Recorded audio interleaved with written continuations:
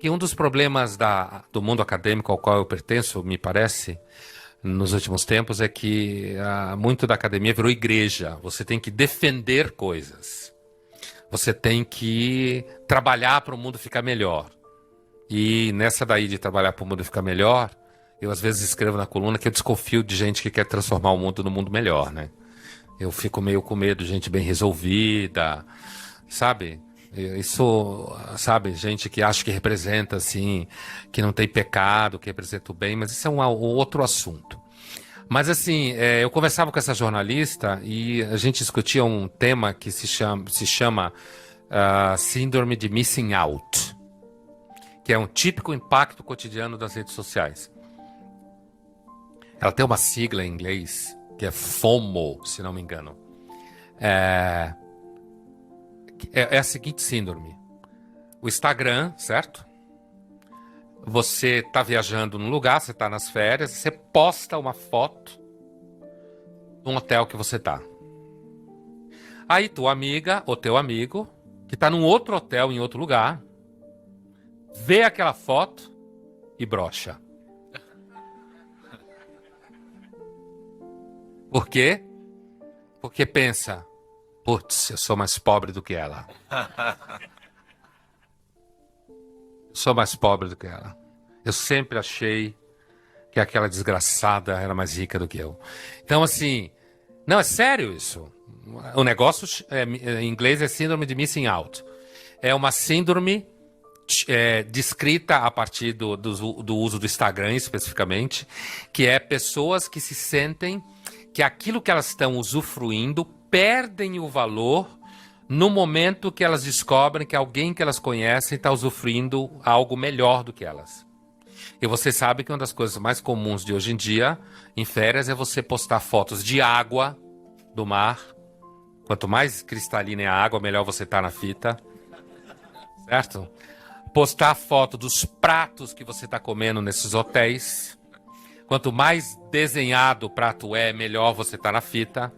Postar foto dos quartos que você tá. Tô falando de assuntos de férias, né? Fotos de quartos onde você tá, no hotel que você tá, né?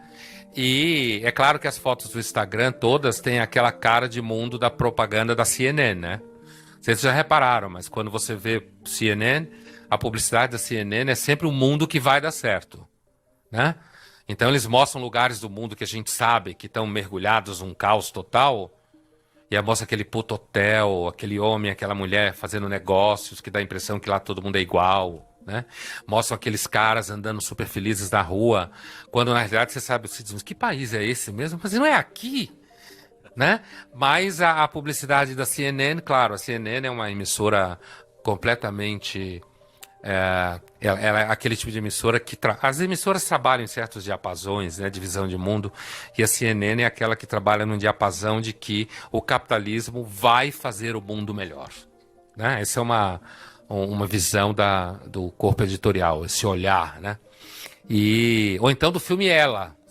Lembra alguém, sabe o filme Ela, com o carinha que fica apaixonado pela mina que é a voz da Scarlett Johansson, né? A Samantha, né? Aquele filme é muito interessante porque, além do fato de que fica todo mundo falando sozinho, né? Porque o celular... E você não tá mais falando só com o celular, tá falando com um grande sistema, né? E ele se apaixona por ela, né? Pela OS lá, Samantha. Mas o que eu queria dizer é que, se vocês lembrarem do filme, a fotografia do filme é meio amarelo e vermelho, as roupas são amarelo e vermelho, que são cores de alegria, né? São cores que deixam você pra cima, né? E era todo mundo super feliz. Não sei se vocês lembram. Os metrôs e trens eram maravilhosos, tudo limpo, amplo, as pessoas sentadas, tudo parecia classe executiva, assim, no metrô. E as ruas super limpas, todo mundo lindo, maravilhoso e feliz. Mas, na realidade, o filme mostra que as pessoas são bem infelizes, né? Tem esse... Claro, o filme está discutindo isso numa chave mais pro Bauman do que pro Pentland. Porque o Pentland acha que essa ferramenta toda vai seguramente tornar o nosso mundo melhor. E provavelmente vai, do ponto de vista de serviços. Já está tornando, né? Sem dúvida.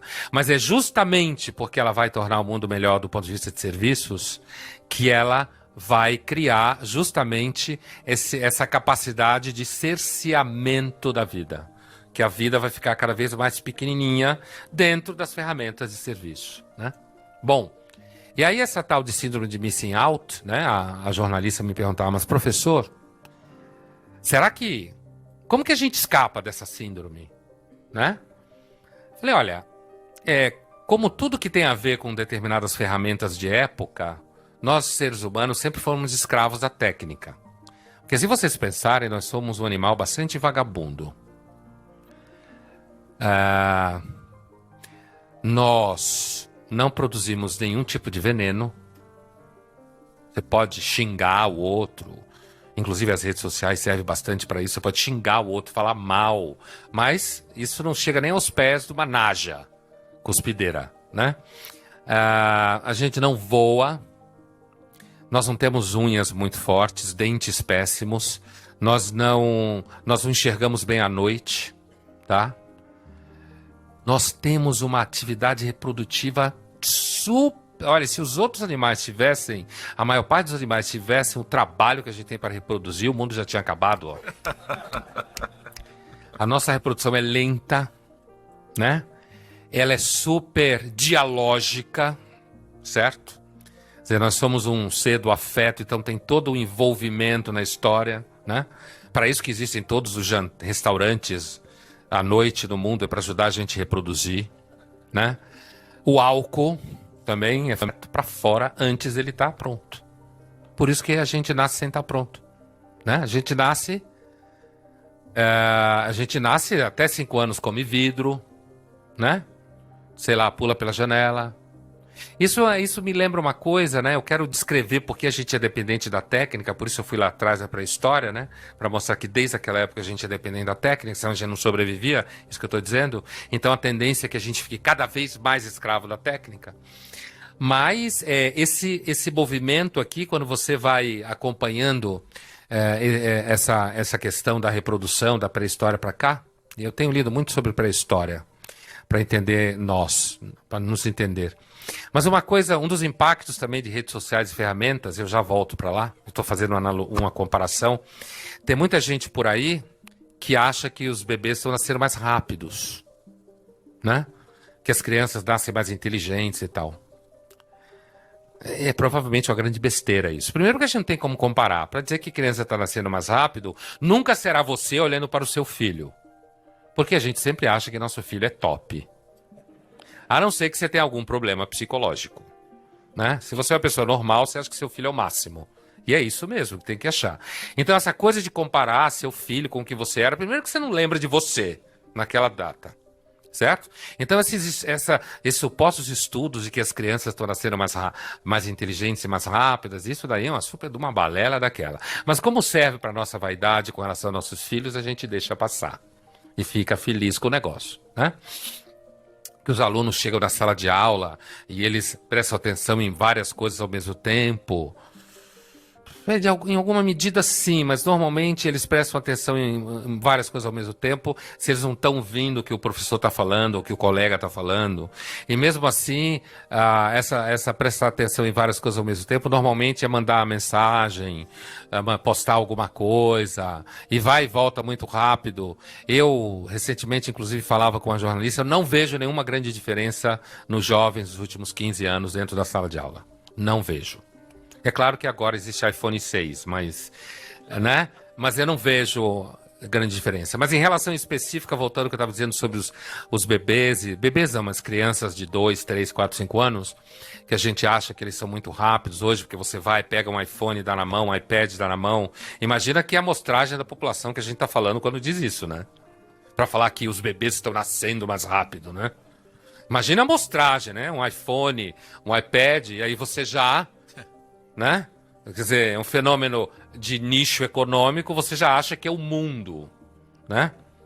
Então, aí você dá aquele negócio todo colorido, o moleque começa a apertar e aí cresce com esse tipo de coisa, então é uma linguagem, ele vai aprendendo essa linguagem. É a mesma coisa, se você botar moleque ou menina ou menino para estudar chinês ou francês desde pequeno, ele vai aprender rápido. Todo mundo sabe disso, toda criança aprende rápido. Quando eu estava no doutorado, e nós fomos para a França, e meu filho tinha 9, 10 anos, minha filha tinha 1 ano e meio, 2, chegou num ponto que eles falavam entre eles em francês. E eu e minha mulher, a gente falava com eles em português, e eles respondiam em francês, certo? Eles estavam dentro... Por quê? Porque a escola o tempo inteiro, todo mundo, os amigos, a televisão, todo mundo falava francês. Eles pequenos, principalmente a minha filha que tinha 1 ano e meio, 2 anos quando foi para a escola. Resultado, para ela o francês era a primeira língua do mundo. Então, você fica dando iPad e iPhone para as crianças, eles aprendem mesmo. Eu tenho a impressão, na realidade, que há 100 mil anos atrás as crianças eram mais ágeis do que hoje. É o contrário. Elas eram mais ágeis porque hoje elas são muito mais protegidas, né? Hoje você tem toda uma esfera, né? E não estou falando agora de proteção luxuosa, tem toda uma esfera ao redor das crianças. Há 100 mil anos atrás você tinha que sair correndo que senão um bicho engolia sua cabeça, certo? Então, é o contrário. Eu acho que hoje, se for... É claro que o que eu estou falando é uma ciência, não dá para comparar. Mas o que a gente conhece da pré-história, é razoável dizer que as crianças eram mais rápidas, sim. E à medida que o luxo vai aumentando, não é que as crianças vão mudar, porque do ponto de vista evolucionista não acontece a mudança. Mas elas são menos demandadas do que eram. Não, é isso que eu quero dizer por mais devagar. Não porque nasce mais devagar, né? Isso não acontece. A gente continua, a gente é igualzinho o que foi nos últimos 70 mil anos. A gente continua igualzinho. Então, assim, essa ideia, voltando lá para a pré-história, o que eu estava dizendo é que nós sempre fomos seres dependentes da técnica. Senão a gente não sobrevive. Então, se a gente tentar pensar um pouco para frente, assim, em termos de tempo, de futuro, eu não vejo nenhum sinal de que a gente vai escapar de uma certa dependência das ferramentas de informação, inclusive das redes sociais. Mas não acho que a gente não dá para dizer ainda que as redes sociais vão causar o transtorno que alguns acham que vão causar. Ainda hoje, normalmente, o que as pessoas fazem nas redes sociais, e aí eu volto a falar daqueles que são acima de 30 anos, é falar da pizza que comeu, projetar uma vida feliz que não tem, xingar pessoas que ela conhece do dia a dia e que normalmente não tem coragem de xingar na frente, né? Ou de tornar explícito o conflito. Ou seja, a relação é parecida, eu vou fazer uma analogia, parece distante, mas não é. É uma relação parecida com a relação que se tem com a televisão no passado. Você chegava na frente da televisão, aí você xingava a personagem da novela, xingava o cara, até hoje, né? Xinga o cara que aparece dando entrevista, porque sei ladrão, não sei o quê, né? Vai pra cadeia, ou então vibra com o que tá vendo. A relação que a gente tem com as redes sociais é uma relação, hoje ainda é uma relação desse tipo. Os desdobramentos, a gente teve 3 grandes fenômenos, né?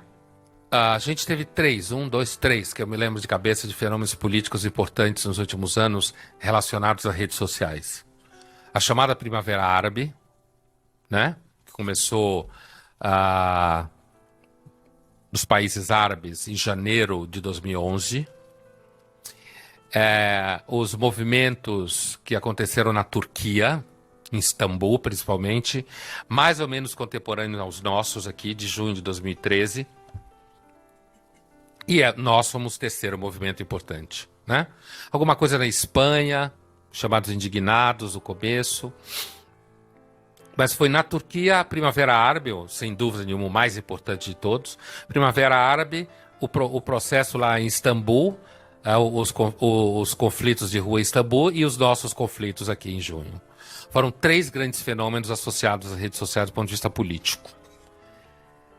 E pelo que a gente viu, eles foram movimentos que tiveram certos picos em alguns momentos, mas depois retrocederam, né? Tanto aqui quanto em Istambul, quanto na Primavera Árabe, na realidade, como os países, na sua maior parte, são sociedades muito instáveis e estados muito frágeis, ruiu, arrebentou com os países, né? E não ficou nada no lugar. Aqui na Turquia, não, que foram movimentos mais pontuais, sociedades mais organizadas, estados mais organizados. E quando a coisa começou a pegar no caso do Brasil, a população recuou. As pessoas não gostam de bagunça. As pessoas gostam de almoço, café da manhã, almoço e janta. E quem atrapalhar isso é seu inimigo. Certo? É isso que a maior parte de nós faz todo dia, da pré-história até hoje. Café da manhã, almoço e janta. E quando isso está garantido, a gente começa a exigir algumas coisas aqui e ali para que isso seja melhor, né? Mas então é isso, assim, a minha ideia foi dar para vocês um pouco, esse é um assunto um trabalho em progresso, como se fala em inglês, é um trabalho em progresso e a gente é uma coisa que você vai tendo que entender à medida que vai acontecendo, né? Essa diferença de idade eu queria deixar para vocês como que é uma coisa bem importante isso, de comportamento, a relação com o sentimento de invisibilidade, né? A descarga afetiva e violenta, inclusive por esse sentimento de invisibilidade, insignificância, que tende a aumentar na sociedade contemporânea. E essas síndromes que vão começando a aparecer, que a gente vai começando a identificar, né? Mas isso é uma coisa que quem vai saber, na realidade, do impacto das redes sociais na nossa vida, será quem estudar isso daqui 300 anos. Né? Agora a gente é mais ou menos como querer saber o que seria o Brasil na hora que o Pedro Álvares Cabral estava chegando aqui, né? Mas só dá para ter algumas ideias, que a gente tem métodos e tal, e já dá para se perceber algumas coisas, mas não dá para falar assim com segurança todos os efeitos que isso tem. Obrigado.